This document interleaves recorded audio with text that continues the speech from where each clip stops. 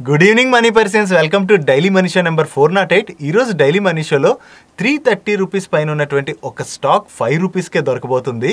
ఈ స్టాక్ రిలేటెడ్గా ఉన్నటువంటి అప్డేట్తో పాటు మార్కెట్లో ఉన్న ఇంపార్టెంట్ అప్డేట్స్ అన్నిటిని క్విక్గా డిస్కస్ చేసేద్దాం. ముందుగా మార్కెట్ అప్డేట్ చూసినట్లయితే ఈ రోజు మన RBI monetary policy committee meeting outcome వచ్చిన దగ్గర నుంచి మార్కెట్ లో మంచి పాజిటివ్ మూమెంటం కనపడింది. చివరికి ఈ రోజు సెషన్ లో సెన్సెక్స్ 1016 పాయింట్స్ పెరిగి 57,426 పాయింట్స్ కి క్లోజ్ అయినట్లయితే నిఫ్టీ 276 పాయింట్స్ పెరిగి 17,094 పాయింట్స్ కి క్లోజ్ అయింది. అండ్ ఈ రోజు సెషన్ లో మిడ్ క్యాప్ ఇండెక్స్ 1.47% పెరిగినట్లయితే స్మాల్ క్యాప్ ఇండెక్స్ 1.57% పెరిగింది. అండ్ బ్యాంక్ నిఫ్టీ 2.61% పెరిగింది. ఈ రోజు మార్నింగ్ ఆల్మోస్ట్ ఫ్లాట్ గా ఓపెన్ అయినటువంటి మన ఇండియన్ మార్కెట్స్ లో RBI monetary policy meeting outcome రాగానే ఒక్కసారి మంచి పాజిటివ్ మూమెంటం బిల్డ్ అయింది. ఈ ఆర్బీఐ మానిటరీ పాలసీ మీటింగ్ లోని శక్తికాంత్ దాస్ గారు చేసినటువంటి కొన్ని పాజిటివ్ స్టేట్మెంట్స్ మనం ఇప్పుడు డిస్కస్ చేసుకుందాం. ఫస్ట్, ఈ మీటింగ్ లోని మార్కెట్ ఎక్స్పెక్ట్ చేసిన విధంగానే RBI 50 basis points rate hike తీసుకున్నది. సో ఇది మార్కెట్ ఎక్స్పెక్టెడ్ లెవెల్లోనే ఉండడం ఒక పాజిటివ్. అండ్ అంతేకాకుండా మన ఇండియన్ ఎకానమీ రిలేటెడ్ గా ఆర్బీఐ గవర్నర్ శక్తికాంత్ దాస్ గారు కొన్ని స్ట్రాంగ్ స్టేట్మెంట్స్ చేశారు. ఏప్రిల్ జూలై మధ్యలోని లాస్ట్ ఇయర్ మన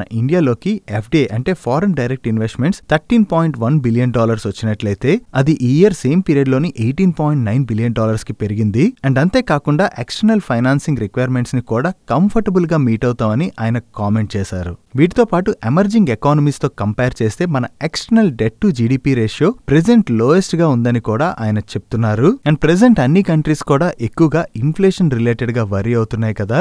మన కంట్రీలో ఇన్ఫ్లేషన్ గురించి ఈయన మాట్లాడుతూ ఫైనాన్షియల్ ఇయర్ 23 సెకండ్ హాఫ్ కి మన ఇన్ఫ్లేషన్ 6% రేంజ్ కి వస్తుందని, అండ్ అంతేకాకుండా ఇన్ఫ్లేషన్ రిలేటెడ్ గా వీళ్ళు ప్రీవియస్ గా ఏవైతే ఎస్టిమేషన్స్ రిలీజ్ చేశారో వాటినే కంటిన్యూ చేస్తున్నారు. అండ్ ఫైనాన్షియల్ ఇయర్ 24 Q1 కల్లా మన ఇన్ఫ్లేషన్ 5% కి వస్తుందని వీళ్ళు ప్రీవియస్ గా ఏదైతే ఎస్టిమేట్ చేశారో దాన్నే కంటిన్యూ చేస్తున్నారు. సో ఇన్ఫ్లేషన్ రిలేటెడ్ గా అన్ని కంట్రీస్ కూడా వరీ అవుతున్న సందర్భంలో మన కంట్రీలోని ఇన్ఫ్లేషన్ ఇంతలా కంట్రోల్ అవుతుందని ఈయన కామెంట్ చేయడం really A positive thing. And previous గా ఫైనాన్షియల్ ఇయర్ 23లో మన జీడీపీ 7.2% ఉంటుందని వీళ్ళు ఎస్టిమేట్ చేశారు. దాన్ని మాత్రం ఇప్పుడు 7% కి కట్ చేశారు. అండ్ వీటితో పాటు మన కంట్రీలో మ్యానుఫ్యాక్చరింగ్ సెక్టర్ యూటిలైజేషన్ 74.3% కి పెరిగిందని, లాస్ట్ 3 years లో ఇదే హై లెవెల్ అని కూడా ఆయన చెప్తున్నారు. ఒక కంట్రీలోని మ్యానుఫ్యాక్చరింగ్ సెక్టర్ యొక్క యూటిలైజేషన్ బాగా పెరుగుతుందంటే అది ఆ కంట్రీ ఎకానమీ రిలేటెడ్ గా బాగా పాజిటివ్. అండ్ వీటితో పాటు ఇండియన్ ఎకానమిక్ ఎన్విరాన్మెంట్ స్టేబుల్ గా ఉన్నట్టు కూడా ఆయన కామెంట్ చేయడం జరిగింది. అండ్ మన కంట్రీలో ఈసారి మాన్సూన్ కూడా బాగానే ఉన్నదని,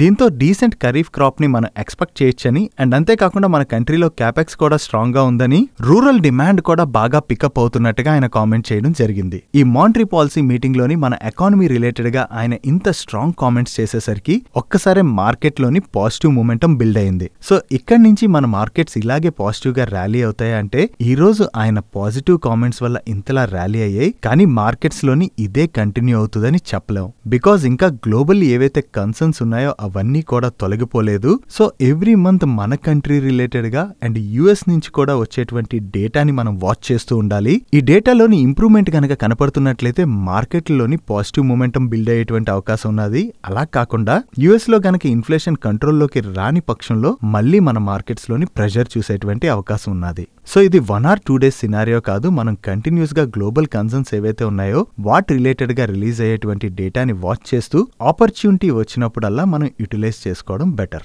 ఈ వీడియోలో ఇన్ఫర్మేషన్ షేర్ చేయడానికి మీ మనీ పర్స్ టీమ్ ఏదైతే ఎఫర్ట్స్ పెడుతుందో ఆ ఎఫర్ట్స్ కనుక మీకు హెల్ప్ఫుల్ అయినట్లయితే వీడియోని ఖచ్చితంగా లైక్ చేయండి.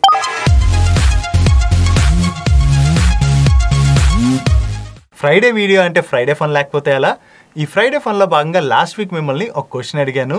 ఏబిసిడి ఈ 4 letters లేనటువంటి 100 words ని షేర్ చేయమని. ఆ క్వశ్చన్కి చాలా మంది ఆన్సర్ చేశారు. ఒకవేళ మీలో ఎవరికైనా ఆన్సర్ తెలియలేనట్లయితే 0 to 99 ఈ 100 words లోని ఏబిసిడి ఈ 4 letters ఉండవు. And coming to this week Friday fun, నేను మిమ్మల్ని క్వశ్చన్ అడగట్లేదు, ఒక ఫ్యాక్ట్ షేర్ చేస్తున్నాను. మన MS ధోని ఉన్నారు కదా, ఆయన 2020 IPL సందర్భంగా షార్జా స్టేడియంలోని ఒక 6 కొట్టారు. ఆయన కొట్టినటువంటి ఈ బాల్ ఏకంగా స్టేడియం బయటికి వెళ్లి పడింది. ఈ బాల్ పడినటువంటి ప్లేస్ ఏదైతే ఉందో దాని పేరుని ఏకంగా ధోని 6 అని పెట్టేశారు. ఈవెన్ మీరు గూగుల్ మ్యాప్స్ లోకి వెళ్ళి ధోని 6 షార్జా అని సెర్చ్ చేసినట్లయితే మీకు ఆ ప్లేస్ కూడా కనిపిస్తుంది. నెక్స్ట్, హీరో వాళ్ళు జీరోతో కొలాబరేషన్ అనౌన్స్ చేశారు. వినడానికి కొంచెం వెరైటీగా ఉన్నది కదా, కానీ ఇది నిజమే. హీరో మోటో కార్ప్ వాళ్ళు కాలిఫోర్నియా బేస్డ్ కంపెనీ అయిన జీరో మోటార్ సైకిల్స్ వాళ్ళతోని కొలాబరేషన్ అగ్రిమెంట్ ఫైనల్ చేస్తున్నట్టుగా చెప్తున్నారు. ఈ జీరో మోటార్ సైకిల్స్ అనేటువంటి company premium electric motor cycles and power trains ని మ్యానుఫ్యాక్చర్ చేస్తుంటుంది. నవ్వు ఈ కొలాబరేషన్ లో భాగంగా హీరో మోటోకార్ప్ వాళ్ళు ఈ జీరో మోటార్ సైకిల్స్ లోని $60 million ఇన్వెస్ట్ చేస్తున్నామని అండ్ అలాగే వీళ్ళిద్దరూ కలిపి ఎలక్ట్రిక్ మోటార్ సైకిల్స్ ని కో డెవలప్ చేయబోతున్నట్టుగా అప్డేట్ చేస్తున్నారు. నెక్స్ట్ మదర్స్ అండ్ సుమి వాళ్ళు వాళ్ళ ఈక్విటీ షేర్స్ యొక్క బోనస్ ఇష్యూ ప్రపోజల్ ని కన్సిడర్ చేయబోతున్నట్టుగా మనం ప్రీవియస్ గా డిస్కస్ చేసుకున్నాం కదా. దీని రిలేటెడ్ గా వీళ్ళ బోర్డు ఈ రోజు మీట్ అయ్యి 2:5 బోనస్ ఇష్యూని అనౌన్స్ చేసింది. అంటే రికార్డ్ డేట్ నాటికి ఎవరి దగ్గర అయితే ఈ మదర్స్ అండ్ సుమి వైరింగ్ యొక్క 5 షేర్స్ ఉంటాయో వాళ్ళకి 2 షేర్స్ ని బోనస్ గా ఇష్యూ చేయబోతున్నారు. ఇంకా ఈ బోనస్ ఇష్యూ రిలేటెడ్ గా వీళ్ళకి వేరియస్ అప్రూవల్స్ రావాల్సి ఉన్నది. వన్స్ ఈ అప్రూవల్ రాగానే వీళ్ళు రికార్డ్ డేట్ ని అనౌన్స్ చేస్తారు. నెక్స్ట్ ఇండస్ టవర్స్ కి వోడాఫోన్ ఐడియా పేమెంట్ డ్యూస్ ఉన్నాయి. ఈ పేమెంట్ డ్యూస్ ని కనుక వెంటనే క్లియర్ చేయలేనట్లయితే ఇండస్ టవర్ వాళ్ళు వోడాఫోన్ ఐడియా యొక్క సర్వీసెస్ ని ఆఫ్ చేస్తామని చెప్పి లాస్ట్ వీక్ లో ఒక అప్డేట్ వచ్చింది. దీని రిలేటెడ్ గా వోడాఫోన్ ఐడియాని ఎక్స్చేంజెస్ క్లారిఫికేషన్ అడిగాయి. దీని రిలేటెడ్ గా వోడాఫోన్ ఐడియా వాళ్ళు స్పందిస్తూ ఇండస్ టవర్ వాళ్ళు వోడాఫోన్ ఐడియాకి లార్జెస్ట్ వెండర్ అని అండ్ ఇండస్ టవర్ వాళ్ళతోని పేమెంట్ టర్మ్స్ ని సాఫ్ట్ చేయడానికి ప్రెసెంట్ వీళ్ళు డిస్కషన్స్ జరుపుతున్నట్టుగా అప్డేట్ చేస్తున్నారు. సో ఈ పేమెంట్స్ రిలేటెడ్ గా ఇండస్ టవర్ వాళ్ళు ఎలా రియాక్ట్ అవుతారో చూడాలి. బికాస్ ఇండస్ టవర్ వాళ్ళు ఏం చెప్తున్నారంటే ప్రీవియస్ పేమెంట్ డ్యూస్ ఏవైతే ఉన్నాయో వాటిని క్లియర్ చేయడమే కాదు, నెక్స్ట్ కూడా వోడాఫోన్ ఐడియా వాళ్ళు రెగ్యులర్ గా పేమెంట్స్ చేయాలి, లేదంటే సర్వీసెస్ ఇవ్వమని చెప్తున్నారు. సో ఇష్యూ రిలేటెడ్ గా ఇండస్ టవర్ దగ్గర నుంచి ఏదైనా సాఫ్ట్ మూవ్ వస్తుందో లేదా అన్నది మనం చూడాలి. నెక్స్ట్ కొఫోర్జ్ వాళ్ళ కొపాసిస్ platform banks and financial institutions వాళ్ళ రిస్క్స్ ని ఎఫెక్టివ్ గా మేనేజ్ చేసుకోవడానికి అండ్ బిజినెస్ ప్రాసెస్ ని ఇంప్రూవ్ చేసుకోవడానికి యూజ్ అవుతూ ఉంటుంది. నౌ ఈ ప్లాట్ఫామ్ కి వీళ్ళకి యూఎస్ దగ్గర నుంచి పేటెంట్ వచ్చినట్టుగా అప్డేట్ చేస్తున్నారు. ఇలా కంపెనీస్ వాళ్ళు డిజైన్ చేసినటువంటి యూనిక్ ప్లాట్ఫామ్స్ ఏవైతే ఉంటాయో వాటికి పేటెంట్స్ తీసుకుంటూ ఉంటాయి. బికాస్ లేదంటే వేరే వాళ్ళు ఈ ప్లాట్ఫామ్ లో ఉన్నటువంటి టెక్నాలజీని కాపీ చేసి అగైన్ వాళ్ళు కూడా వేరే పేరుతోని దీన్ని తీసుకొచ్చేటువంటి అవకాశం ఉన్నది. కాబట్టి దాన్ని ప్రొటెక్ట్ చేసుకోవడానికి వీళ్ళు ఇలా పేటెంట్స్ తీసుకుంటూ ఉంటారు. నెక్స్ట్ షివలిక్ బయోమెటల్స్ వాళ్ళ బోర్డు ప్రీవియస్ గా వీళ్ళ షేర్ హోల్డర్స్ ఎవరి దగ్గర అయితే రికార్డ్ డేట్ నాటికి 2 షేర్స్ ఉంటాయో వాళ్ళకి 1 షేర్ ని బోనస్ ఇష్యూగా ఇవ్వబోతున్నట్టుగా అనౌన్స్ చేశారు.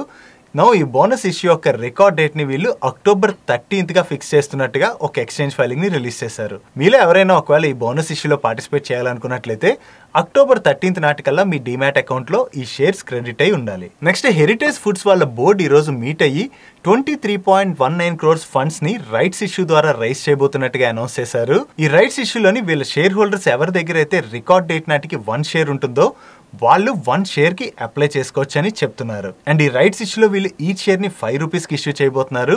అండ్ ఈ రోజు ఈ స్టాక్ 330 రూపీస్ ఆర్డ్ లో ట్రేడ్ అవుతున్నది. సో ఈ 330 రూపీస్ ఆర్డ్ లో ట్రేడ్ అవుతున్నటువంటి ఈ స్టాక్ ని వీళ్ళు 5 రూపీస్ కే రైట్స్ ఇష్యూలో ఇష్యూ చేస్తున్నారంటే ఆల్మోస్ట్ 99% డిస్కౌంట్ కి వీళ్ళు రైట్స్ ఇష్యూలోని ఈ స్టాక్స్ ని ఇష్యూ చేయబోతున్నారు. ఇంకా ఈ రైట్స్ ఇష్యూ రిలేటెడ్ గా వీళ్ళు రికార్డ్ డేట్ ని అనౌన్స్ చేయాల్సి ఉన్నది. కాకపోతే ఈ రైట్స్ ఇష్యూ రిలేటెడ్ గా కొన్ని రిస్క్స్ ని ఇన్వెస్టర్స్ గుర్తుపెట్టుకోవాలి. అందులో ఒకటి ఏంటంటే ఇంత తక్కువ ప్రైస్ లో వీళ్ళ రైట్స్ ఇష్యూని అనౌన్స్ చేశారు కాబట్టి వీళ్ళ ప్రమోటర్స్ కూడా ఈ రైట్స్ ఇష్యూలో పార్టిసిపేట్ చేసి మోస్ట్ ఆఫ్ ది షేర్స్ ని అక్వైర్ చేసేటువంటి అవకాశం ఉన్నది. అండ్ అంతేకాకుండా ఈ రైట్స్ ఇష్యూ రిలేటెడ్ గా వీళ్ళకి వేరియస్ అప్రూవల్స్ కూడా రావాలి కదా.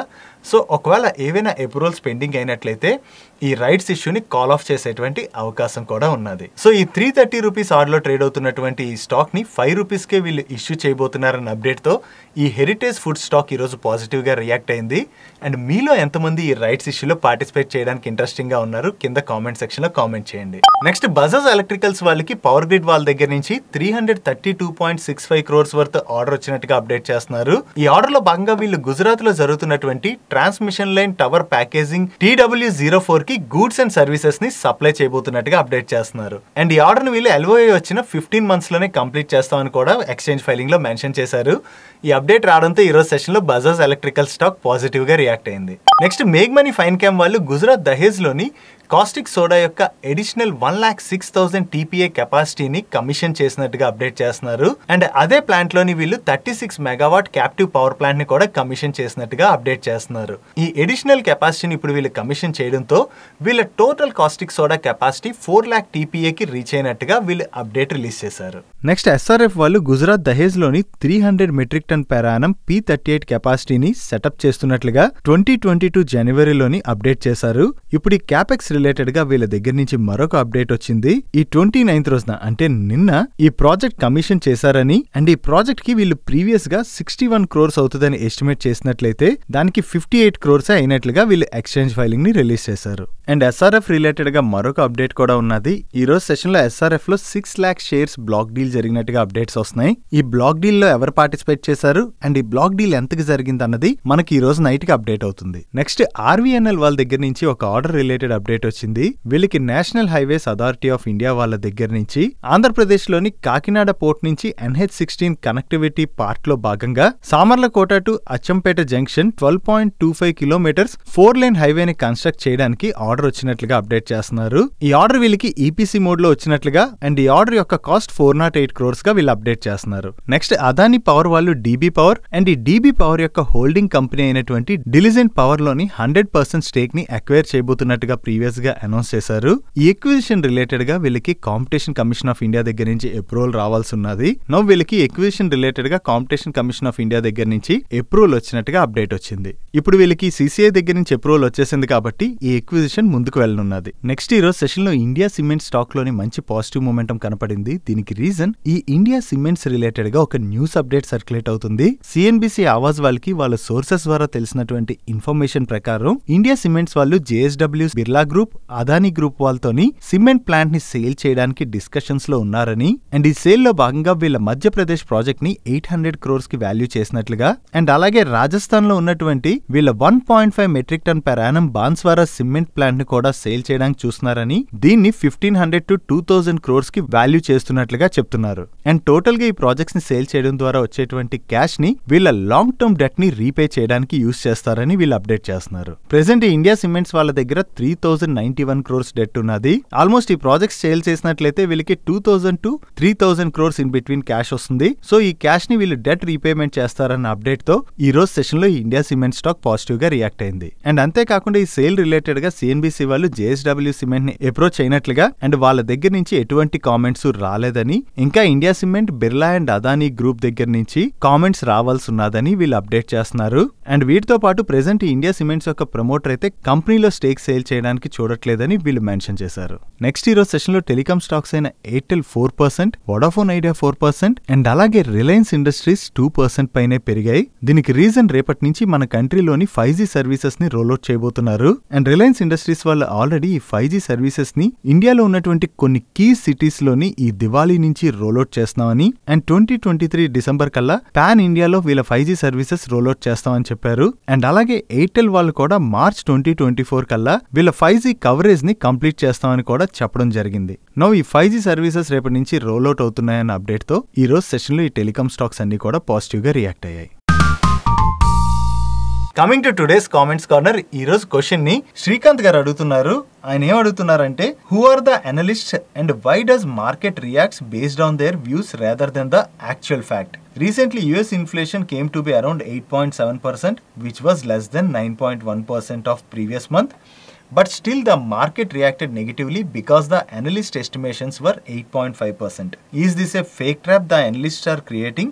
Can we gain more by investing only based on the facts and not the analysts? Srikanth గారు, ఈ అనలిస్టులు అంటే ఎవరంటే వేరియస్ బ్రోకరేజ్ హౌసెస్ ఉంటాయి కదా, ఈ బ్రోకరేజ్ హౌసెస్లోని చాలా మంది అనలిస్టులు ఉంటారు. వీళ్ళు వేరియస్ కంట్రీస్ యొక్క ఎకానమీ రిలేటెడ్గా, స్టాక్ మార్కెట్ రిలేటెడ్గా కంటిన్యూస్గా రీసెర్చ్ చేస్తూ ఉంటారు. వీళ్ళకి ఆ రీసెర్చ్లో తెలిసినటువంటి డేటా ప్రకారం వీళ్ళు ఎస్టిమేషన్స్ రిలీజ్ చేస్తూ ఉంటారు. సో ఆ ఎస్టిమేషన్స్ ఒకవేళ ఎప్పుడైనా మిస్ అయినట్లయితే మార్కెట్లో మనం ఇటువంటి రియాక్షన్స్ చూస్తుంటాం. కాకపోతే మీరు ఇక్కడ ఒకటి గుర్తుపెట్టుకోవాలి, మార్కెట్లో మూమెంటం ఎప్పుడు కూడా ఫ్యూచర్ ఎస్టిమేషన్స్ తోనే వస్తుంది. ఫర్ ఎగ్జాంపుల్, ఎప్పుడైనా రెసిషన్ వచ్చినప్పుడు మీరు అబ్జర్వ్ చేయండి, రెసిషన్ వస్తుందన్న న్యూస్ అప్డేట్ తోనే మార్కెట్స్ లోని కరెక్షన్ స్టార్ట్ అవుతుంది. కానీ రియల్ గా రెసిషన్ స్టార్ట్ అయిన తర్వాత మార్కెట్ లో మనం పెద్దగా నెగిటివ్ రియాక్షన్ చూడం. బికాస్ ఎందుకంటే ఫ్యూచర్ లో వచ్చేటువంటి రెసిషన్ ని మార్కెట్ ముందుగానే ఎస్టిమేట్ చేసి ఆ ప్రైస్ ని డిస్కౌంట్ చేసేస్తుంది. అండ్ అంతేకాదు, ఒక కంపెనీ రిలేటెడ్ గానే మనం మాట్లాడుకుందాం. ఒక కంపెనీ వాళ్ళ కెపాసిటీస్ ని ఎక్స్పాండ్ చేస్తున్నాం అని చెప్పి అప్డేట్ రిలీజ్ చేసింది అనుకుందాం. ఇలా కెపాసిటీని ఎక్స్పాండ్ చేయడం ద్వారా ఆ కంపెనీ యొక్క రెవెన్యూస్ బాగా గ్రో అవుతాయని మార్కెట్ ఎస్టిమేట్ చేసింది అనుకోండి. ఆ కెపాసిటీ ఎక్స్పాన్షన్ కంప్లీట్ అవ్వకముందే మనం ఆ స్టాక్లోని మంచి పాజిటివ్ మూమెంటం చూస్తాం. ఈ మార్కెట్ ఎస్టిమేట్ చేసిన విధంగా ఈ కెపాసిటీ ఎక్స్పాన్షన్ కంప్లీట్ అయిన తర్వాత వాళ్ళ రెవెన్యూస్లోని నిజంగా ఆ గ్రోత్ కనపడినట్లయితే స్టాక్ ఏదైతే పెరిగిందో ఆ పెరిగినటువంటి వాల్యూ సస్టైన్ అవుతుంది. ఒకవేళ అలా కాకుండా మార్కెట్ ఎస్టిమేషన్స్ కన్నా వీళ్ళ రెవెన్యూస్లో గ్రోత్ తక్కువగా ఉన్నట్లయితే ఆ స్టాక్లోని మనం కరెక్షన్ చూసేటువంటి అవకాశం ఉంటుంది. సో ఎప్పుడైనా సరే మనం ఒకటి గుర్తుపెట్టుకోవాలి, stock market will always react on the future estimations. I hope this answer clarifies your query. And మీలో కూడా ఎవరికైనా ఏమైనా క్వశ్చన్స్ ఉన్నట్లయితే కింద కామెంట్ సెక్షన్లో కామెంట్ చేయండి. మన నెక్స్ట్ డైలీ మనీ షోస్లో ఆన్సర్ చేయడానికి ట్రై చేస్తాను. That's it for today's daily money show guys. ఈరోజు డైలీ మనీ షోలో నేను షేర్ చేసిన ఇన్ఫర్మేషన్ మీకు నచ్చినట్లయితే ఈ వీడియోని లైక్ చేయండి. అండ్ ఈ video me friends and family members helpful అవుతుందంటే ఈ వీడియోని వాళ్ళకి షేర్ చేయండి. అండ్ మీరైతే ఫస్ట్ టైం మన మనీ పర్స్ ఛానల్కి వచ్చి ఛానల్ ఇంకా సబ్స్క్రైబ్ చేయలేనట్లయితే ఇక్కడ ఉన్న ఛానల్ లోగో మీద క్లిక్ చేసి ఛానల్ సబ్స్క్రైబ్ చేస్తూ పక్కనున్న బెల్ ఐకాన్లో ఆల్ నోటిఫికేషన్స్ యాక్టివేట్ చేసుకోండి. నేను చంద్రశేఖర్ పత్రి మరొక ఇంట్రెస్టింగ్ వీడియోతో కలుద్దాం. Good night.